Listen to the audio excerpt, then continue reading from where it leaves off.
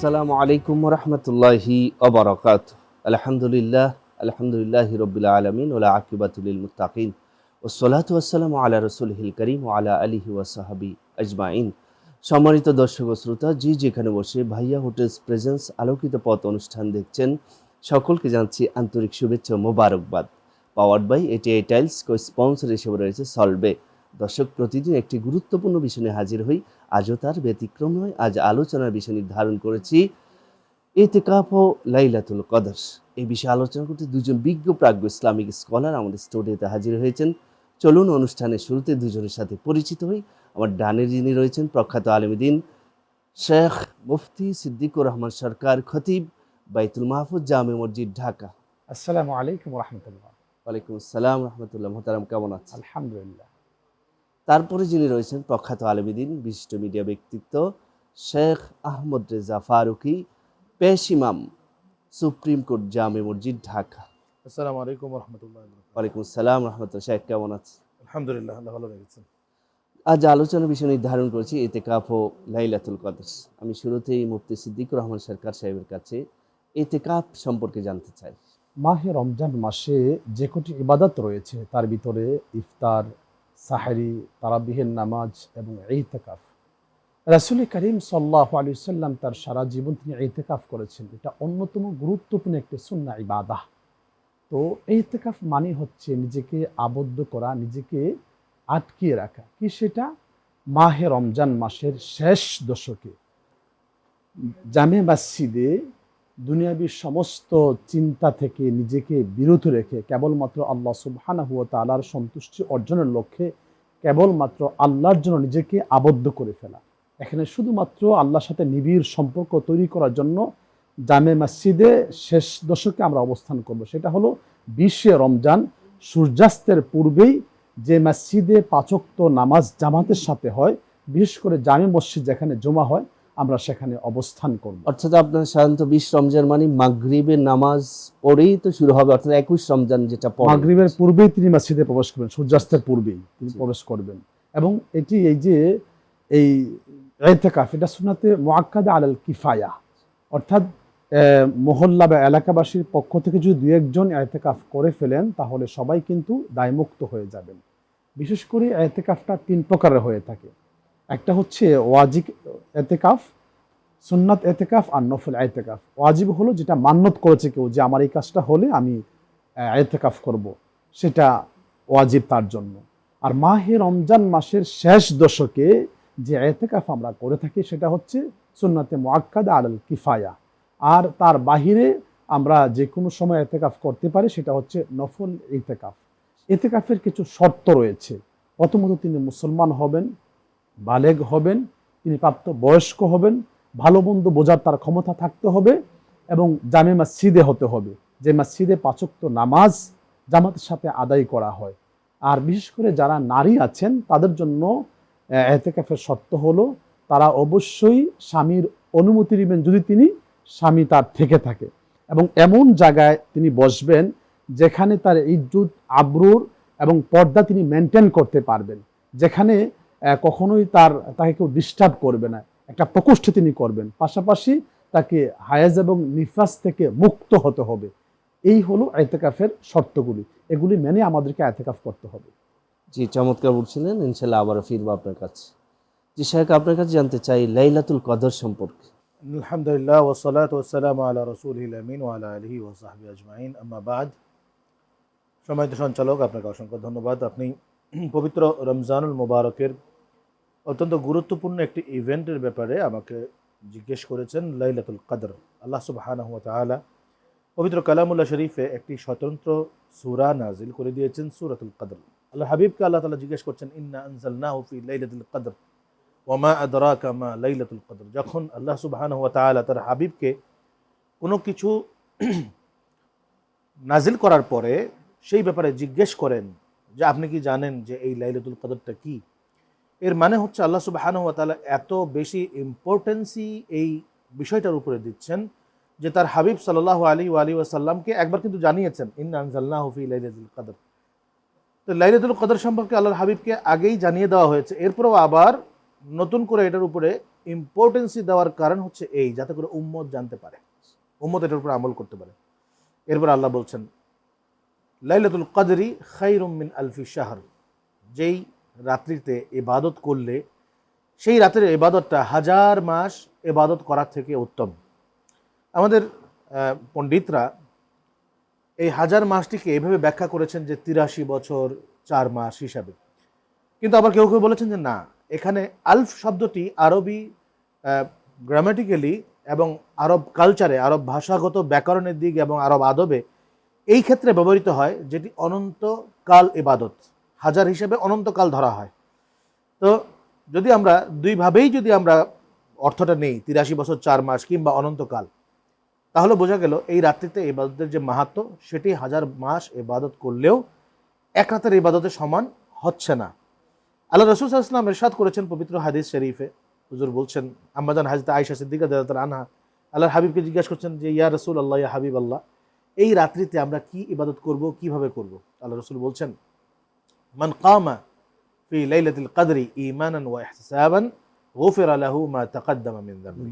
আল্লাহ রাসূল বলছেন যে ব্যক্তি এই রাত্রিতে ন্যায় নিষ্ঠার সাথে আল্লাহকে ভালোবেসে, আল্লাহর ইবাদতকে ভালোবেসে পালন করবে, আল্লাহ রাব্বুল আলামিন তার পূর্ববর্তী সমস্ত গুনাহ খাতাগুলোকে মাফ করে দিয়ে দিবেন। সুবহানাল্লাহ। তো দেখা যাচ্ছে আজকের এই পবিত্র লাইলাতুল যে কদরের আমরা কথা বলছি, কদর মানে হচ্ছে ভাগ্য, কদর মানে হচ্ছে গুরুত্ব, কদর মানে হচ্ছে একটা মানুষের সারা জীবনের ইনকাম, কামাই, তার ভাগ্য। তো আমরা সব সময় চেষ্টা করি যে আল্লাহ আমাকে একটা সুযোগ যদি দিতে আমি ধনী হয়ে যেতাম। জি, চমৎকার বলছিলেন। আপনার যে সুযোগটা ইনশাআল্লাহ আমরা জি। ছোট্ট একটি বিরতির পর আপনার থেকে আবারও শুনবো। সুপ্রিয় দর্শক, আপনারা দেখছিলেন ভাইয়া হোটেলস প্রেজেন্স আলোকিত পথ পাওয়ার্ড বাই এটি টাইলস কো স্পন্সর হিসেবে রয়েছে সলবে।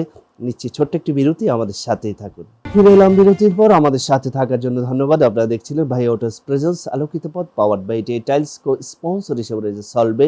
ফিরছি আলোচনায়। জি শেখ, আপনি যে চমৎকারভাবে বলছিলেন। জি, আমরা আল্লাহ রাব্বুল আলামিনের কাছে মাঝে মধ্যেই দোয়া করি যে আল্লাহ আমাকে একটা সুযোগ দাও যে আমি যেন ধনী হতে পারি, আমি ধন পেলে অনেক কিছু করে ফেলবো। আল্লাহ কিন্তু ওই ব্যক্তিকে একটা সুযোগ দেন, কিন্তু ওই সুযোগ পাওয়ার পরেও যে ব্যক্তি কাজে লাগাতে পারে না, তার মতো বোকা পৃথিবীতে আর কেউ নেই। তো আল্লাহ রাব্বুল আলামিন তার ইবাদতের ক্ষেত্রেও উম্মতে মুহাম্মাদি হিসাবে, কারণ বিগত জামানার উম্মতরা বিভিন্ন ভাবে আল্লাহ তাআলা তাদেরকে সুযোগ দিতেন, লম্বা হায়াত দিতেন, অর্থাৎ তাদের হায়াতের বাজেট অনেক লম্বা ছিল, তারা জি, জি। ইবাদত করে সেটা কাজে লাগাতে পারতো না। কিন্তু উম্মতে মুহাম্মদ সাল্লাল্লাহু আলাইহি ওয়াসাল্লামের হায়াত হচ্ছে খুব স্বল্প। সেখানে আল্লাহ রাব্বুল আলামিন দয়া করে এমন কিছু জিনিস দিলেন, এমন কিছু ইবাদতের মুহূর্ত দিলেন যেগুলো হচ্ছে বোনাস। ঠিক তেমনি হচ্ছে একটা লাইলাতুল কদর। এই লাইলাতুল কদরকে পাওয়ার পরে আমরা যদি নিজের ভাগ্যের পরিবর্তন না করতে পারি, আল্লাহ তাআলার কাছ থেকে ক্ষমা না করিয়ে নিতে পারি, আল্লাহ তাআলার কাছ থেকে সেই সৌভাগ্য অর্জন করে নিতে না পারি যেই সৌভাগ্যের জন্য সারা বছর মানুষ ইবাদত করে, সারা মাস ইবাদত করে, তাহলে আমাদের মতো দুর্ভাগা আর কেউ হবে না।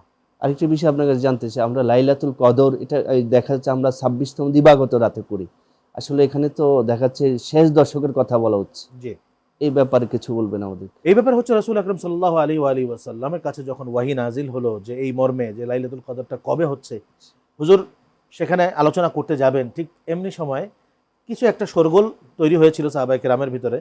এই শোরগোলের কারণে আল্লাহ সুবহানাহু ওয়া তাআলা আল্লাহর হাবিবের ব্রেন থেকে সেই জিনিসটা সাময়িকভাবে উঠিয়ে নেন। তখন আল্লাহর হাবিব সাল্লাল্লাহু আলাইহি ওয়াসাল্লাম বললেন যে আমাকে জানানো হয়েছিল, কিন্তু তোমাদের শোরগোলের কারণে আমি এটি এখন বলতে পারছি না। তবে এতটুকু আমি বলবো যে রমজানের শেষ দশকে যারা ইতিকাফ করবে এবং যারা শেষ দশকের বেজর রাত্রিগুলোতে এই পবিত্র লাইলাতুল কদরকে অন্বেষণ করবে, তালাশ করবে, যেমন 21 রমজানের রাত, 23 রমজানের রাত, 27 রমজান, এইভাবে তালাশ করবে, আল্লাহ রাব্বুল আলামিন কোনো না কোনো বেজর রাত্রিতে তাকে এই পবিত্র লাইলাতুল কদরের সৌভাগ্যটি তাকে দান করবেন। কিন্তু আমাদের ওলামায়ে কেরাম বেশ কিছু গাণিতিক সূত্র মিলিয়ে, কোরআন পাক হচ্ছে একটা বৈজ্ঞানিক একটা গ্রন্থ, জি, এর অনেক গাণিতিক কোড রয়েছে, সংমিশ্রণ রয়েছে, ফলাফল রয়েছে।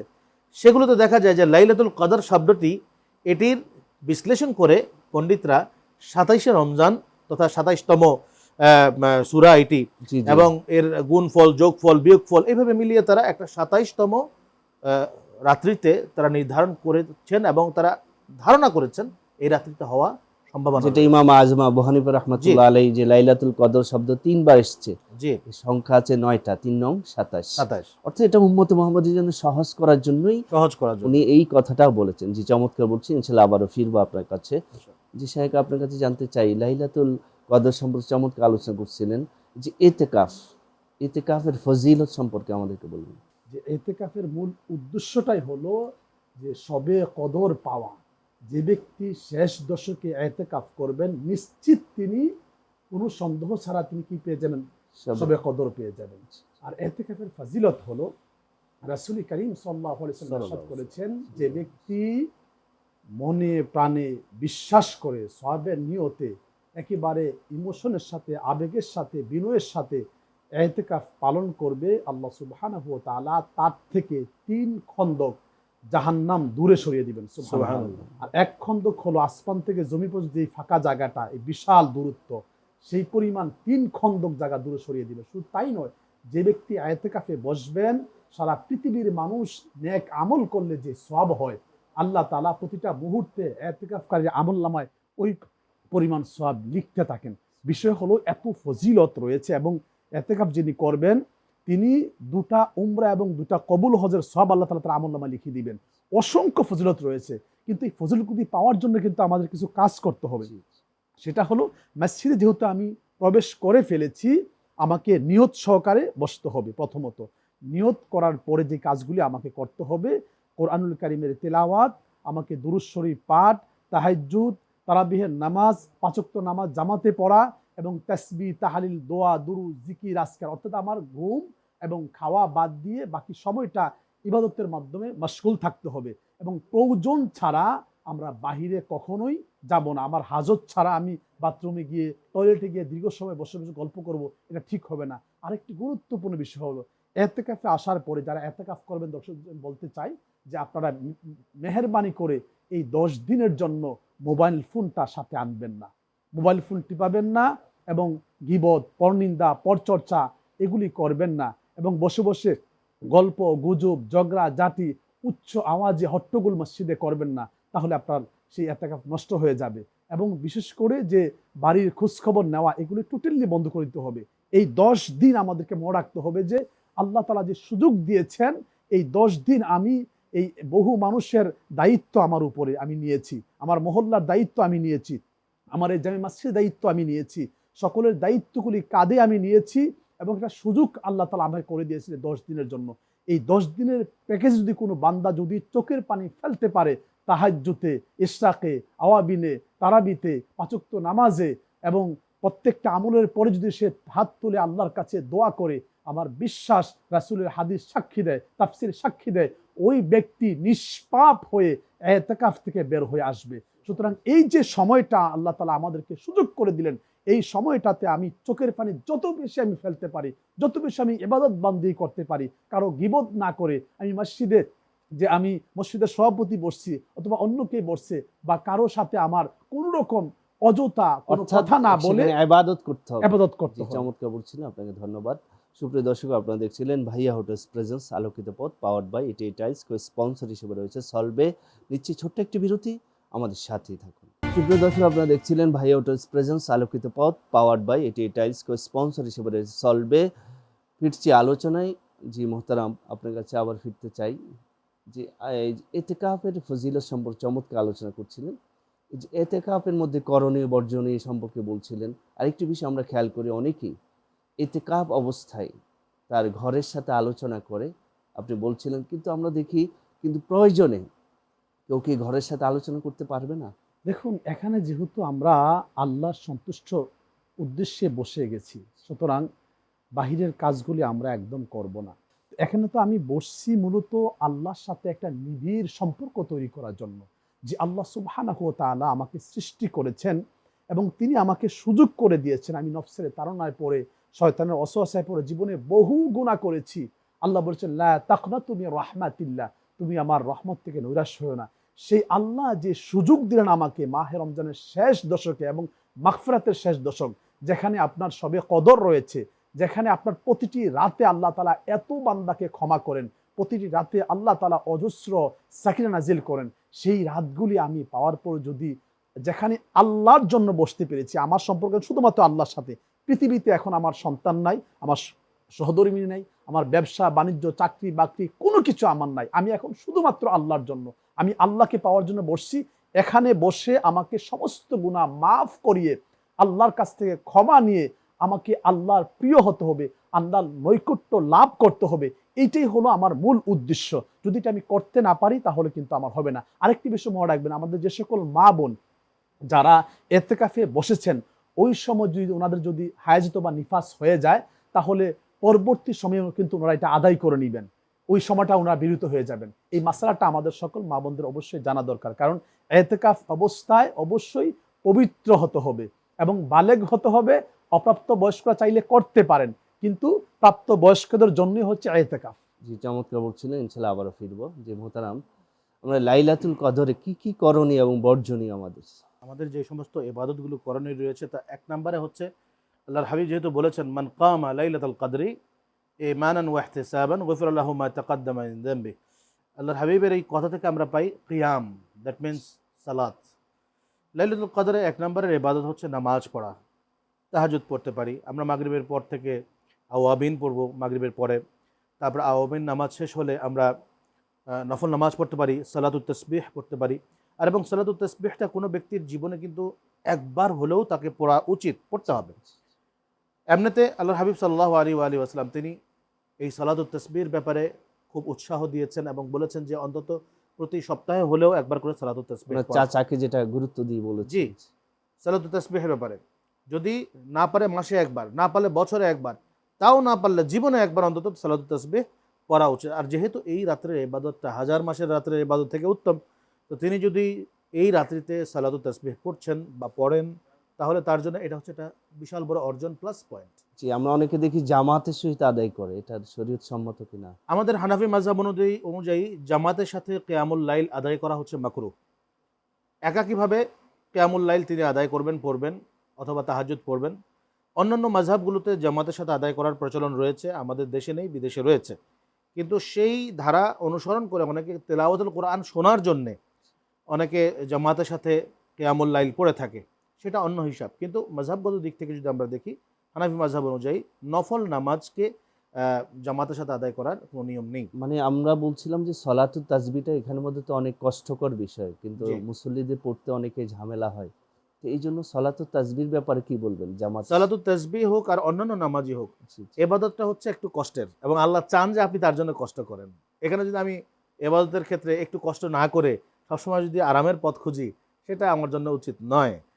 আরেকটা বিষয় হচ্ছে শুধু নামাজই নয়, এই রাত্রে আপনি দুরূদ শরীফ পড়তে পারেন, তাসবিহ তাহলিল পড়তে পারেন, কোরআন তেলাওয়াত করতে পারেন।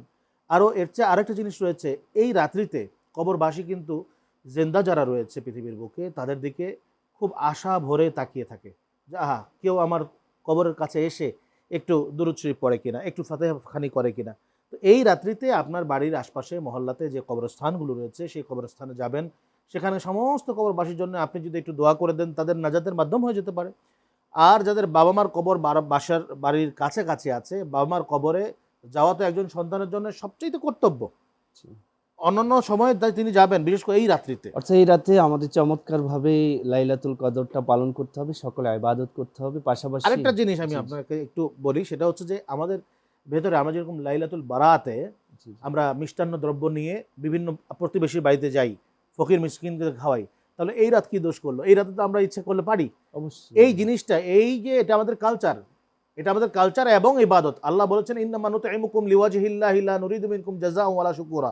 আজকে মানুষকে খাওয়ানো যেখানে ইবাদত, এই খাওয়ানোর বিরুদ্ধে একদল উঠে পড়ে লেগেছে এটাকে বেদাত সাবেত করার জন্য। কিন্তু না, মানুষকে খাওয়াতে হবে, এটা কিন্তু ইবাদত। এই রাত্রিতে কিন্তু আমরা সেই ইবাদতটা করতে পারি। জি, চমৎকার আলোচনা করছিলেন। আপনাদের দুজনকে ধন্যবাদ আমাদের স্টুডিওতে সময় দেওয়ার জন্য। সুপ্রিয় দর্শক, আপনারা দেখছিলেন ভাইয়া হোটেলস প্রেজেন্স আলোকিত পথ, powered by TA tiles. Co sponsor হিসেবে রয়েছে সলবে। আজ এই পর্যন্ত, ভালো থাকুন, সুস্থ থাকুন। আগামী পর্ব একই সময়ে একই টেলিভিশনের পর্দায় দেখার আমন্ত্রণ জানিয়ে শেষ করছি। ওমা আলাইনা ইল্লাল বালাগ। আসসালামু আলাইকুম ওয়া রাহমাতুল্লাহি ওয়া বারাকাতুহু।